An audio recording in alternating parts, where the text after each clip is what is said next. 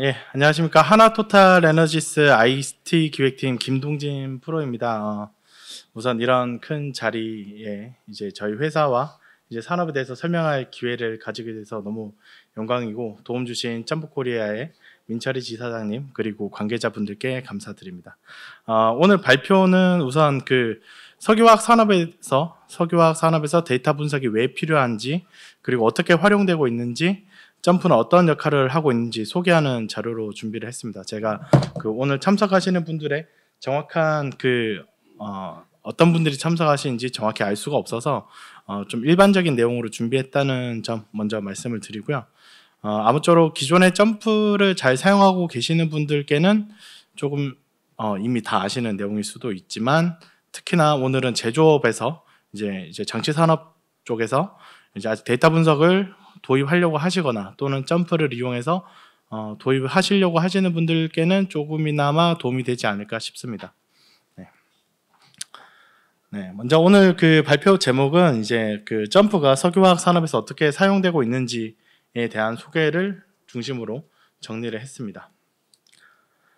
먼저 오늘 발표 자료의 한 절반 정도를 제가 석유화학 산업이 어떤 산업인지 그리고 어떤 특징들을 가지고 있는지 좀 설명하는 내용으로 구성을 했습니다. 좀 다른 제조업과는 다른 특징들이 있기 때문인데요. 먼저 보시면은 정의는 이제 한국석유화학협회 이제 홈페이지에 들어가면 이제 석유화학 산업이 어떤 산업인지에 대한 정의가 나와 있는데 이제 석유화학 산업이라는 것은 이제 보통 많은 분들이 정유업과 좀 헷갈려하는 부분들도 있는데 석유화학 산업은 석유 제품 또는 천연가스를 원료로 해서 합성수지나 합성섬유 원료 합성고무 및 각종 기초화학 제품을 생산하는 산업을 말하고 있습니다. 예, 그리고 우리가 흔히 우리의 몸을 이루고 있는 물질의 70%를 물이라고 이런 식으로 말을 하는데 석유화학 산업에서는 어떤 식으로 설명을 하냐면 우리가 몸에 두르고 있는 물건의 70%가 석유화학 제품이라고 설명을 하고 있습니다. 그만큼 우리 생활 구석구석에 파고들어 있는 제품들을 생산하는 그런 산업이라고 보시면 되겠습니다. 석유화학 데이터 분석 관점에서 그렇다면 석유화학 산업이 여러 가지 특징들이 있지만 데이터 분석 관점에서는 어떤 특징들이 있는지 좀 정리를 해봤는데요. 크게 세 가지를 꼽아봤습니다. 석유화학 산업은 이제 대규모 투자비와 장비가 필요한 장치 산업이라고 첫 번째 정의를 내릴 수가 있고요. 두 번째 특징으로는 막대한 에너지와 자원을 소모하는 그런 산업이라고 할 수가 있겠습니다. 그리고 대부분의 공정이 자동화가 어느 정도 이루어져 있기 때문에 굉장히 적은 매출 대비 굉장히 적은 인력으로 큰 제품을 생산하고 매출을 이루어내는 그런 산업이라고 할 수 있습니다. 여기서 이제 점프 이번에 서밋이 코리아에서 열리는 거기 때문에 제가 한국 전통놀이를 통해서 예를 좀 들어보려고 하는데요. 예, 많이들 다 아실 텐데 스타크래프트입니다. 이제 스타크래프트에서 총 3가지 종족이 나오는데 테란하고 저그하고 프로토스 3가지 종족 중에서 테란을 제외한 프로토스와 저그가 가지는 구별되는 특징이 하나 있습니다. 뭐냐면은 본진을 이동할 수가 없습니다. 일단 한 군데 이제 설치를 해놓게 되면은 그 자리에서 계속 생산을 하게 되는 거죠. 보시는 바와 같이 스타크래프트와 굉장히 유사한 면들이 좀 있습니다. 보시면은 저희 석유화학 회사도 마찬가지로 어떤 특정 장소에 이제 설치를 하게 되면은 그 자리에서 같은 설비로 계속 이제 생산을 하게 되는 거죠. 그리고 이제 테크트리를 타듯이 이제 최종 제품을 생산하기까지의 다양한 부대 시설과 제조 시설들이 순차적으로 들어서게 됩니다. 여기 보시면은 이제 오퍼레이터나 엔지니어들도 갇혀서 이제 계속 생산 활동을 하게 되는데 저희는 뭐 공격을 당한다거나 그런 일은 없지만 특정한 제품을 생산한다는 그런 시설들에서 생산한다는 점에서는 동일하다고 보시면 되겠습니다. 앞으로 다시 돌아와서 막대한 에너지와 자원을 소모하는 그런 산업이라는 또 특징이 있습니다. 그렇기 때문에 원료의 수급이 굉장히 중요한 부분을 차지하고 있고요. 앞서 제가 설명드렸던 스타크래프트를 예시로 봤을 때 프로 선수들이 이제 자원을 채취하기 위해서 막 일꾼들을 최적화해서 배치하고 하는 것에 따라서 결과적으로 자원량이 굉장히 차이 나는 것처럼 자원의 그 수급과 밸런스가 굉장히 중요합니다. 그렇게 누적됐을 때는 엄청나게 큰 베네핏으로 이어질 수도 있고 또는 이제 로스로 이어질 수도 있기 때문에 이런 자원 수급에 대한 역할도 굉장히 중요하고요. 제가 이제 석유화학 산업을 이해하기 위해서 한 가지 더 좀 비유를 들자면 왜 이제 그 석유화학 산업에서 데이터 분석이 중요한지 예를 들기 위해서 좀 설명을 하자면 우리가 이제 보통 여기 계신 분들이 제가 봤을 때 한 평균 한 40대 중반 뭐 이쯤 되었을 것 같은데 우리가 이제 건강검진을 받으러 가게 되면 이제 우리가 건강을 유지하기 위해서 다양한 이제 어떤 항목들을 검사를 하게 되지 않습니까? 뭐 혈당도 체크하고 혈압도 체크하고 뭐 여러 가지 정보들을 이제 그 검사를 하게 됩니다. 그래서 우리는 그런 검사 결과들과 수치들을 토대로 이 사람이 건강한지 안 한지 그런 것들을 판단을 하게 됩니다. 석유화학 그 공장도 마찬가지입니다. 석유화학 공장이 건강하게 안정적으로 운전되고 있는지 아닌지는 여기 보이시는 우리 인체와 비슷하게 여러 가지 이제 그 수치들로 측정이 되는 프로세스의 어떤 온도, 압력, 진동, 뭐 소음, 그리고 촉매독이라는 그런 어떤 그 불순물이라고 해야 될까요? 그런 것들, 그리고 신호와 뭐 설비 수명, 뭐 유지보수 주기 이런 것들이 종합적으로 영향을 끼쳐서 우리가 공장의 안정성과 그런 것들을 확인할 수가 있습니다.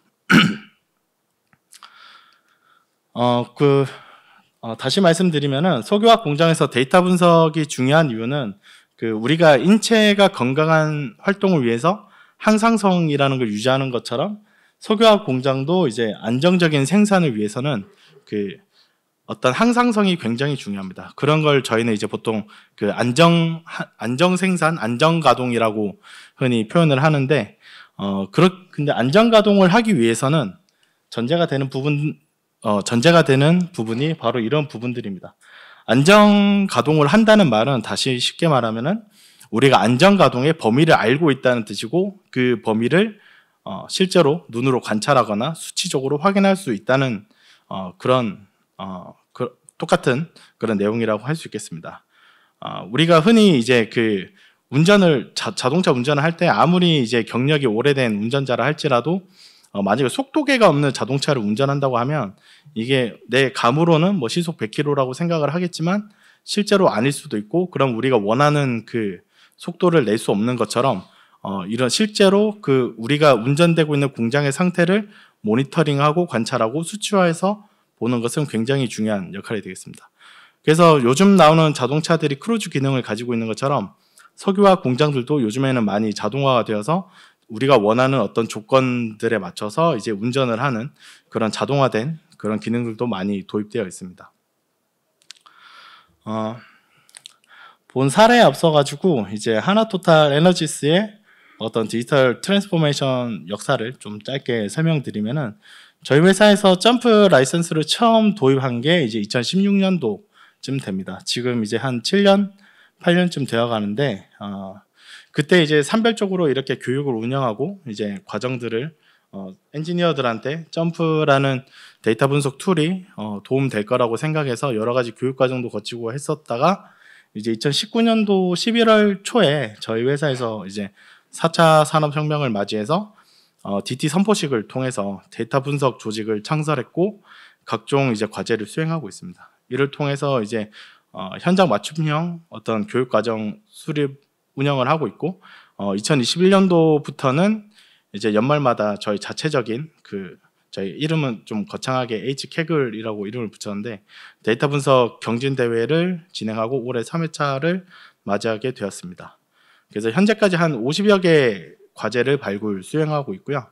현재는 이제 차기 중기 계획을 수립하고 있습니다. 그래서 향후에 어떻게 데이터 분석을 할 것이고 그 중에서 점프의 역할은 어떤 식으로 할 것인지에 대해서 정의 내리는 그런 단계라고 말씀드리겠습니다. 그 본격적인 사례 소개 앞서 가지고 저희가 좀 보기와는 다르게 되게 정보 보안이 중요한 회사라서 상세한 수치들이나 명칭들을 좀 공개하기 힘든 점 양해를 좀 부탁드리겠습니다. 오늘 총 그 2건의 사례를 소개해 드릴 예정인데요. 먼저 해드릴 과제는 컬럼 오퍼레이션 최적화를 통한 에너지 절감 사례입니다. 앞서 말씀드린 바와 같이 석유화학 공장은 막대한 양의 에너지를 소비하는 공장이고 에너지 절약이 곧 수익과 직결되는 그런 산업입니다. 그렇기 때문에 이런 에너지 절감은 요즘 화두가 되고 있는 탄소 발생량을 줄이는 그런 것과도 직접적인 영향을 가지게 되고, 저희 회사 방향족 제품을 생산하는 AA 공장의 경우에는 다음 장에서 말씀드리겠습니다. 저희 회사에서 이제 여러 가지 제품들을 생산하고 있는데, 그 중에서 이제 방향족 제품을 생산하는 AA 공장의 경우에는 이제 연속 공장이라고 저희가 흔히 말하는데, 이제 설비가 가동을 시작하면은 정기적인 4년마다 한 번 있는 정기 보수 기간을 제외하고는 이론적으로는 똑같은 상황으로 쭉 이렇게 제품을 생산하게 됩니다. 예, 그렇기 때문에 이 연속 공정 내에서 다양한 이제 설비들이 사용되게 되는데요. 이 중에서 특히 회전기계, 저희가 흔히 크게 두 가지로 분류를 하는데, 회전기계와 이제 고정장치로 분류를 합니다. 그 중에서 특히 펌프라든가 컴프레서 같은 설비들을 저희가 회전기계라고 하고요. 제가 타이틀에서 설명하고 있는 컬럼 반응기라고 하는 이런 설비들 같은 경우에는 고정장치라고 이제 설명을 하고 있습니다. 이 중에서 이제 반응기가 저희가 사용하고 있는 에너지 소비 중에 한 30%를 차지하고 있고, 여기서 이제 에너지 컨트롤 할 수 있는 레인지가 가장 넓다고 판단을 했기 때문에 에너지 절감을 위한 타겟으로 설비로 지정을 하게 되었습니다. 해당 공장의 엔지니어는 이제 제품을 생산하는 각 반응기의 에너지 사용에 대해 투입되는 스팀을 이제 칼로리로 저희가 환산을 할 수가 있습니다. 그래서 그 스팀을 칼로리로 환산하여서 가장 어떤 특정 제품을 생산하는 데 있어서 어느 정도의 에너지가 소모되고 있는지 쉽게 시각화해서 볼 수가 있었고요. 그래서 보시는 바와 같이 다양한 반응기에서 각 반응기마다 사용되는 에너지 수준을 시각화해서 어떤 컬럼들이 얼마나 에너지 편차를 가지고 제품을 생산하고 있는지를 확인할 수가 있었습니다. 네, 그래서 이 중에서 가장 에너지 절감 수준이 높은 설비를 선정하게 되었고요. 이 중에서 네 번째, 위에서 왼쪽에서부터 네 번째 있는 이 컬럼을 대상으로 해서 이제 에너지를 절감했을 때 가장 효과가 클 것이라고 판단을 했고요. 이러한 에너지 소비를 최적화를 이루었을 경우에 연간 한 50억 원 가량 이제 절감이 가능할 것으로 이제 예상을 했습니다. 그 다음에 저희가 진행했던 내용은 최적화 타겟과 이제 상관관계를 분석을 했습니다. 여러 가지 컬럼을 이제 운전하는 데 있어 가지고 다양한 변수들이 이제 데이터들이 수집이 되고 있는데, 이 변수들 간에 어떤 상관관계가 있고 어떤 값들이 변화될 때 어떤 식으로 생산량의 최적화에 영향을 미치는지를 점프를 이용해서 분석을 했습니다. 이 상관관계 분석을 통해서 저희가 생각했을 때 최저가 타겟을 원료 투입 대비 열량으로 계산을 했고요. 그 중에서 이 히트 리플럭스 플로우라는 변수에 의한 영향이 가장 큰 것으로 확인을 했습니다. 이제 해당 반응기가 이제 부산물로 생산되는 유분을 제거하는 설비이다 보니까 여기서 조절되는 변수에 따라서 최종 제품에 영향을 미칠 수도 있기 때문에, 그러한 최종 제품에 영향을 미치지 않는 선에서 얼마나 이제 에너지를 절감할 수 있을지, 이러한 부분들은 사실 이제 엔지니어 현장에서 운전을 담당하는 운전원들과 그리고 이제 각 공장을 담당하고 있는 엔지니어들과 이제 커뮤니케이션을 통해서 어느 정도 범위 내에서 이제 저희가 조절할 것인지 결정을 하게 됩니다. 이 부분들은 이제 데이터만으로 저희가 판단하기 어려운 부분들이기 때문에 현장에 있는 엔지니어들의 의견을 굉장히 잘 들어야 될 그런 필요가 있고요. 실제로 제품의 품질에 영향을 주지 않는다는 사실을 확인 후에 실제 운전에 적용을 하게 됩니다. 그래서 이제 해당 공장에서는 이제 네 번째 컬럼에 반응 부산 에너지 히트 리플렉스 히트 피드 감소 운전을 실시를 하였고요. 결과적으로 저희가 기준으로 삼고 있는 리포메이트의 품질 유지를 확인하는 선에서 이제 제품을 생산하게 되었습니다. 네. 제가 밑에 굳이 한 번 더 주의라고 적었던 이유는 이제 보통 이런 데이터 분석 그 과정을 제조업에서 도입을 했다가 특정 다른 변수에 영향을 미치거나 또는 생산 품질이나 생산량에 영향을 미쳐서 다시 되돌아가는 그런 경우들이 종종 있었기 때문에, 그런 사례들을 알고 있었기 때문에 이러한 그 데이터 분석 결과를 현장에 적용하는 데 있어서 현장의 엔지니어링적인 어떤 그런 지식들과 같이 적용해서 적용하는 게 굉장히 중요하다는 말씀을 좀 드리고 싶어서 다시 한번 강조를 했습니다. 그래서 실제로 지금 해당 공장은 그 본 과제를 2021년도에 수행을 했고, 지금 현재까지 누적으로는 한 그 300억 가까이 효과를 거두고 있고요. 지속적으로 이게 스팀량하고 이제 또 절감 효과가 같이 비례하다 보니까 이제 에너지가가 오르면 오를수록 효과는 더 커지는 그런 상황이라고 이해하시면 되겠습니다. 네, 다음으로는 두 번째 케이스가 되겠습니다. 폴리에틸렌, 우리가 줄여서 PE라고 하는 생산 공장의 이제 에너지 사용량 최적화 사례입니다. 먼저 해당 공장의 본 과제를 이제 추진하게 된 이제 배경은 저희 회사의 이제 폴리에틸렌 공장 중 하나인 B 공장의 경우에는 동일한 제품을 생산하는데 생산하는 환경하에서 저희가 이제 스페시픽 에너지, 줄여서 이제 에너지라고 설명을 하겠습니다. 스페시픽 에너지의 한 3-4% 가량의 차이를 발생하는 것을 확인을 했습니다. 여기서 제가 좀 비유를 좀 다시 한번 하자면, 앞서 설명드렸던 방족 공장 같은 경우에 약간 공장의 특징을 설명드리면 약간 위스키 공장하고 비슷합니다. 거의 설비도 유사하게 들어가고 특정한 원료를 받아서 증류하고 이제 분류하고 이런 식으로 제품이 생산된다고 하면, 이런 폴리에틸렌 제품을 생산하는 수지 공장은 저희 회사에서 뭐 다른 석유화학 또 공장에서는 어떻게 부르는지 모르겠는데, 저희는 흔히 이런 공장을 이제 떡 공장이라고 흔히 말하거든요. 왜냐하면 제품 자체도 그런 식으로 나오고 실제로 고형의 약간 그런 제품들이, 액체는 아닌 그런 제품들이 나오기 때문에 떡 공장이라고 하는데, 흔히들 이제 앞서 말씀드렸던 방향족 공장이 똑같은 제품을 4년간 생산하는 것과 다르게 이런 수지 제품 같은 경우는 여러 가지 떡을 그때 주문에 따라서 생산을 해야 되는 그런 상황입니다. 그래서 똑같은 그 제품을 생산하는데 어떨 때는 전기료가 100만 원이 들어가고 어떨 때는 이제 95만 원이 들어가고 그런 상황입니다. 그러면은 우리는 어떤 상황에서 무엇 때문에 그 5만 원의 차이가 발생하는지 그거를 찾고 싶은 게 이번 과제의 핵심입니다. 여기서 가장 중요했던 부분이 우선 그 종속 변수의 어떤 정확히 정의하는 일입니다.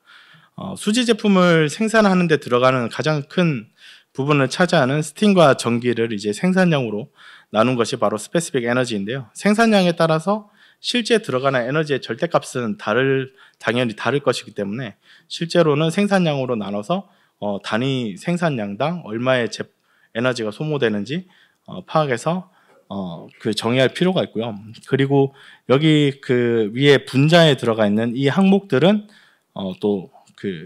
이 항목들이 또 매개 변수 들어갈 경우에 또 이제 순환 오류를 일으킬 수 있기 때문에 이런 항목들을 정의하는 게 굉장히 중요합니다.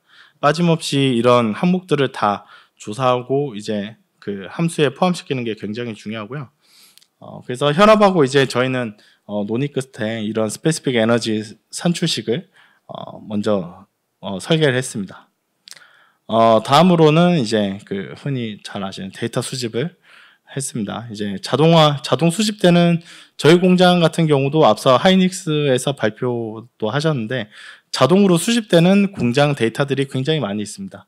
이런 생산 조건에 따라서 자동 수집되는 데이터들 플러스 이제 제품 정보는 또 별도로 수집되어 있기 때문에 이런 것을 이제 매핑하는 작업은 좀 어느 정도 이제 우리 흔히 말하는 노가다성으로 좀 작업을 해줘야 됩니다. 이런 것도 이제 나중에 향후에는 저희 회사도 좀 보강을 해야 되겠지만 일단 이런 데이터 수집과 전처리 작업들을 좀 거쳐야 되는 부분들이 있습니다. 다음으로는 이제 저희가 수집한 데이터를 바탕으로 이제 전처리 과정을 거치게 되는데요. 저희 같은 경우는 이번 과제에서 그 매개 변수에 대한 상관관계 분석을 통해서 0.9 이상 되는 값들을 우선 이제 취사 선택해서 하나만 취하도록 했습니다. 왜냐하면 이제 그 서로 상관관계가 너무 높은 데이터들은 사실상 분석에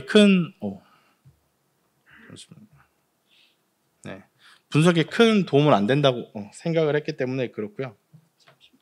꺼졌네요. 빛이 꺼졌습니다.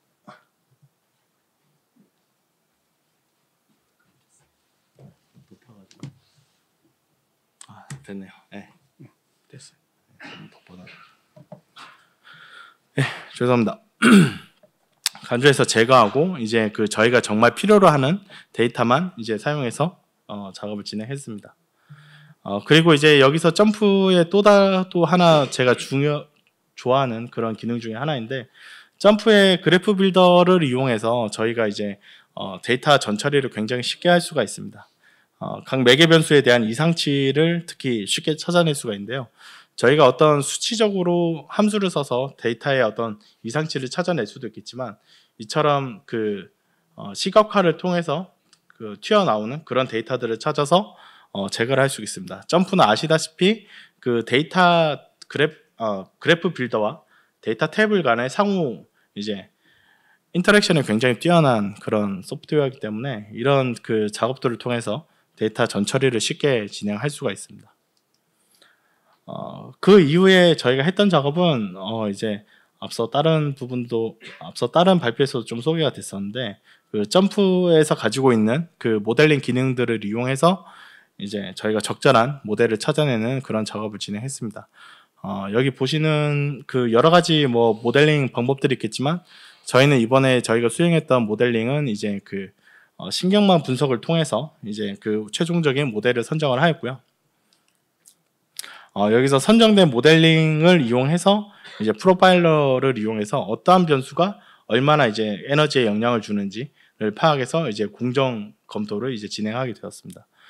특히나 그 중에서 저희가 실제로 운전이 가능하지 않은 변수는 사실상 의미가 없기 때문에 운전이 가능한 변수 중심으로 이제 그 컨트롤 여부를 판단을 했고요. 그 변수들을 적용해서 실제로 이제 운전에 적용을 하게 되었습니다. 그래서 본 과제 같은 경우는 현재 한 10월 초쯤 마무리가 되어서 지금 현장에서 테스트를 하고 있고요.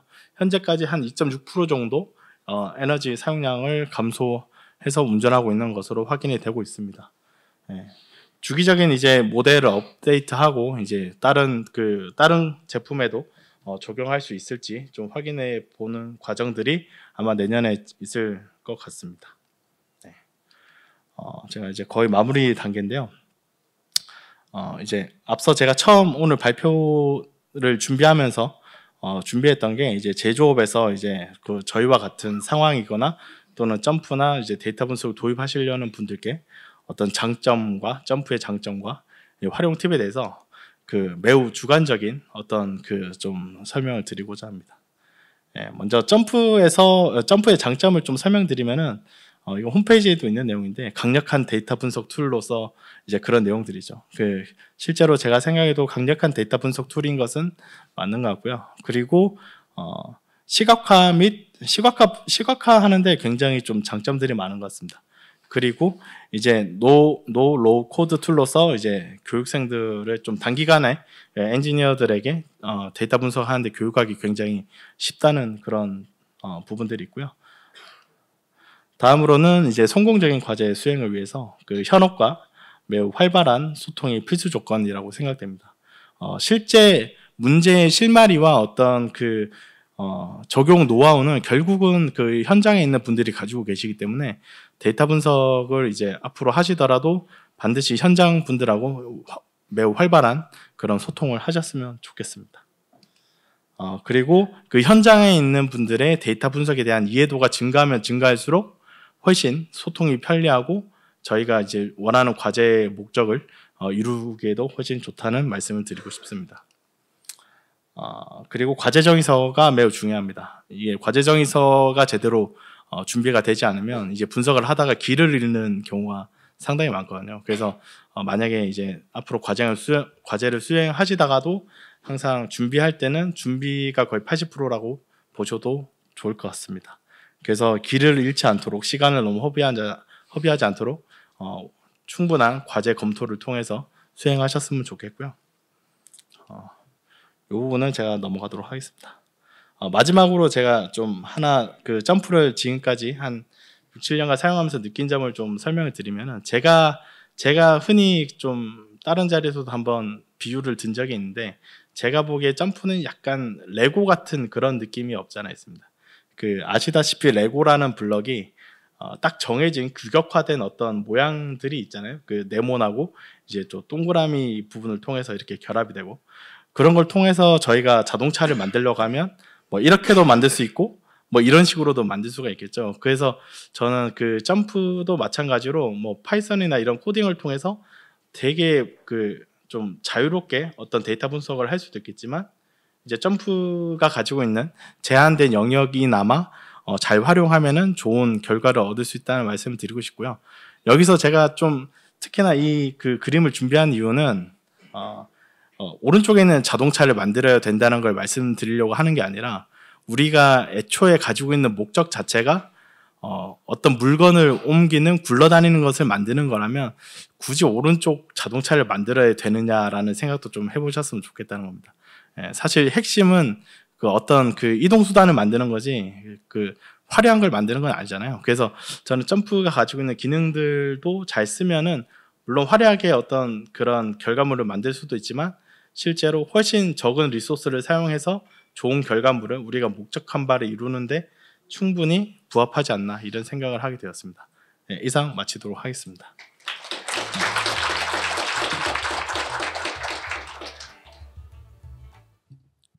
네, 안녕하세요. 발표 잘 들었습니다. 그 삼성전기 이영미이고요. 네. 궁금한 점은 이제 그 석유 플랜트도 설비들 큰 대형 설비들을 많이 활용을 하실 텐데 네. 거기서 나오는 그 X 파라미터의 센싱은 어느 정도나 데이터가 자동으로 게더링 되는지가 좀 궁금하거든요. 그 저희 회사의 설비들 같은 경우는 기본적인 그 정보들은 다 수집을 하고 있다고 보시면 되고요. 그 설비마다도 좀 다른 특징들은 있습니다. 예를 들어서 작은 펌프들 같은 경우는 이제 압력과 이제 그 모터 파워 정도 그리고 이제 온도 정도 이런 식으로 3-4개 정도의 데이터가 수집된다고 치면 또 큰 설비들 중요한 설비들은 뭐 진동부터 해가지고 더 다양한 그 온도도 인렛 아웃렛 온도까지 다 포함해서 다양하게 수집되기도 하고 좀 다양한 차이들이 있습니다. 네. 대답이 되었을까요?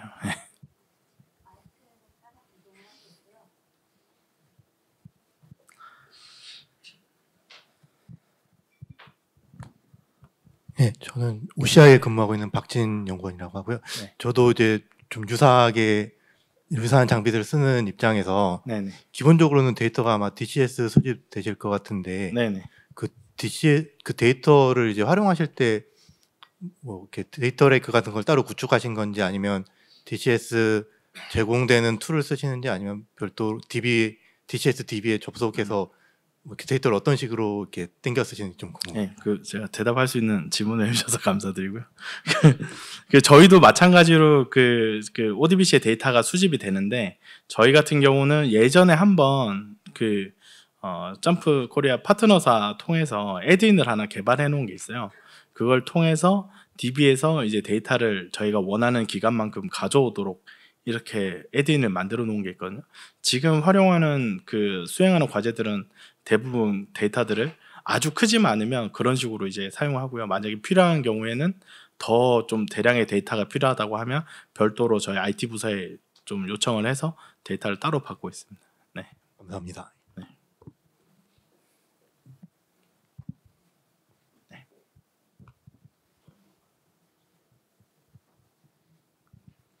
네, 그 발표 잘 들었고요. 네. 저는 하이닉스 근무하고 있습니다. 네네. 그 질문이 두 가지가 있는데요. 네. 케이스 2에 보면 네. 상관도 분석을 하셨더라고요. 네네. 아무래도 그 현장에서 나온 데이터는 엄청나게 많을 거고 네네. 정작 본인이 필요한 데이터는 그에 비해서는 그 뭐 10분의 1? 네. 뭐 저희 같은 경우는 한 10분의 1 수준인데 그걸 네. 상관도로 이제 발라내신 것 같습니다. 네네. 근데 그 점프는 보통 이제 선형 관계상으로서 이제 그 구분을 하잖아요. 네네. 근데 이제 화학 공정이라는 게 네. 비정성을 가지는 그런 그 리액션도 있을 것 같고 네네. 그런 경우에서 상관도에서 나오는 그런 데이터를 혹시나 뭐 분석하는 이런 방법이 있는지. 먼저 대답을 드리면 거기까지 생각을 못 해봤고요. 일단 선형상으로 이제 선형으로 봤을 때 상관 계수가 좀 높은 경우에는 우선 제외를 해야겠다라는 그 작업을 했던 거고, 말씀하신 비선형에 대한 어떤 고민까지는 하지 못했던 게 사실입니다. 예. 자, 그리고 그 현장 데이터가 엄청 중요한데 네. 그 받는 사람 입장에서는 주는 사람이 이게 데이터가 잘 들어오는지 안 들어오는지 네. 약간 좀 뭐 이제 판단이 좀 어려울 때가 좀 있고 뭐 네. 그걸 이제 보통 이제 노이즈라고 저희는 표현하는데 네. 거기에 대해서는 보통 이제 그 아까 그 뭐더라 데이터 전처리를 통해서만 그렇게 하시는지 네. 아니면 뭐 어떤 엔지니어 감으로서 어떻게 뭐 하시는 방법이 있는지. 예. 사실 두 가지를 다 좀 활용을 해야 될 것 같고요. 매우 잘 아시겠지만 이게 저희가 원하는 대로 데이터가 항상 들어오진 않기 때문에 좀 말씀하신 두 가지 방법을 다 이용해서 최대한, 근데 한 가지 좀 저희 입장에서 다행스러운 거는 저희는 반도체 공정하고는 좀 달라서 이게 그 어떤 좀 거시적인 흐름이 굉장히 중요하거든요. 그래서 좀 저희가 보려고 하는 부분에서 좀 벗어나는 미세한 부분들은 사실 그냥 과감하게 데이터 예외 처리를 해서 그냥 과제를 수행을 하거든요. 그러한 변수적인 부분까지 저희가 뭐 예를 들어서 도서관의 소음을 측정하는데 누가 기침하는 데이터까지 필요 없는 거잖아요. 그런 식으로 전반적인 좀 거시적으로 분석을 수행하는 경향이 없지 않아 있습니다. 예.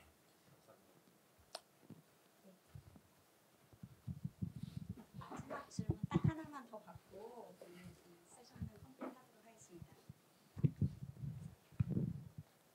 예, 한국항공우주산업의 배우길입니다. 네. 저도 지금 진동 쪽, 소음 쪽 이런 쪽으로 좀 데이터를 받고 하는데요. 우리 JMP가 그런 진동 데이터, 즉 헤르츠가 굉장히 높고 네. 순간적으로 데이터가 많이 들어오는 이런 데이터들을 아까 처리 받으신다고 해가지고 네. 그런 큰 데이터를 얼마만큼 우리 JMP가 실제적으로 처리할 수 있는지를 느끼신 바가 있는지. 제가 지금까지 분석 업무를 하면서 저희 회사가 수집하는 데이터는 기본 그 인터벌이 1분이거든요.